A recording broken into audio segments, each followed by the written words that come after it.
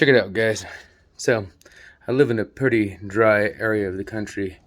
And I recently acquired a chameleon.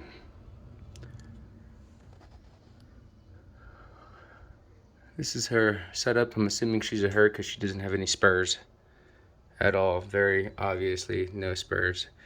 I originally had the bottom of this covered in dirt, and all of this stuff was planted. And I kept reading articles about how it causes fungus and all of that jazzy stuff.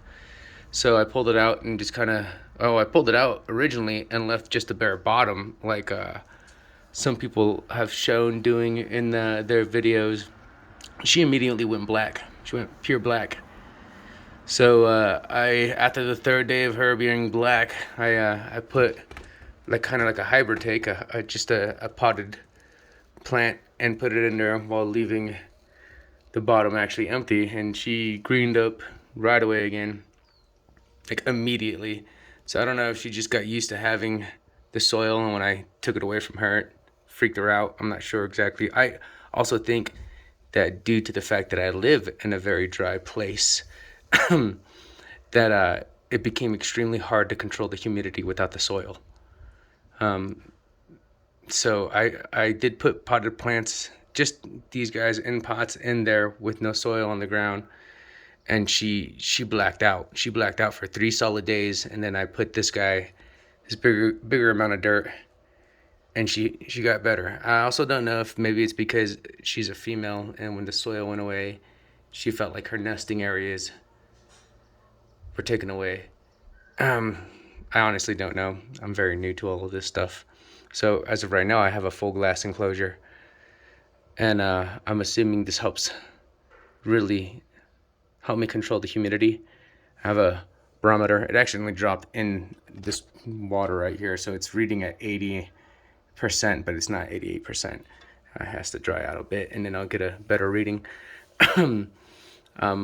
Basically, for a while, all the time, the barometer reads at like 10%, and I'm doing my best to fight and continue to keep her humidity high. The soil is still very wet. I don't know if I need a better hydrometer or what. That's going to be the next step. I use this temperature gun, so she has 80 closer to where well, I just turned it off because it was pretty hot. Up in that corner right there is 95 degrees, where that light leaf is. That's like 85, and then all down here is at 70, like 77, and going down. I'm thinking about getting a dragon strand hybrid enclosure, because the other thing I'm worried about is that there's no real ventilation. Like, yeah, this is screened, sure, right? And I do come in here and try to keep the gate open as much as possible, but I have cats and children. I have it on a high shelf so that it's above, like his highest point is above my head, or her highest point, whatever.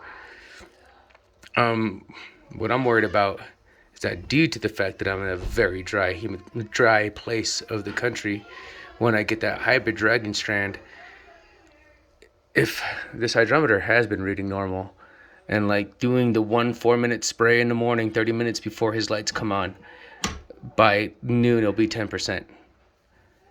And but everything's still moist down here. Like the glass is dry like this. Like I haven't sprayed it since 6:30 this morning. I'm worried that it's going to be extraordinarily hard to keep her humidity level at a proper place once I get that hybrid.